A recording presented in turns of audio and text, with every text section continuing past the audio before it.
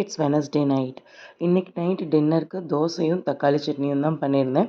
எல்லா ஊர்லேயும் மழை. எங்கள் ஊர்லலாம் லைட்டாக மழை தூறினாலே கிளைமேட் ரொம்பவே சில்லுன்னு ஆயிரும். தண்ணியில் கை வைக்கிறதுக்கே அவ்வளோ ஜில்லுன்னு இருக்குது தண்ணி. ஸோ கை வைக்கணுன்ற எண்ணம் கூட வரமாட்டேங்குது.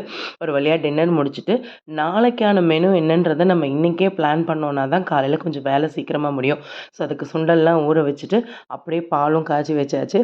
பாத்திரம் கழுவாத தண்ணி ஜில்லுன்னு இருக்குன்னு மனசு சொல்லுது. ஆனால் காலையில் இதை விட ஜில்லுன்னு இருக்கும், ஒழுங்கு மரியாதையாக கழுவி வச்சுறேன் இன்னொரு மைண்டு சொன்னனால கையோட பாத்திரத்தையும் வாஷ் பண்ணி வச்சாச்சு.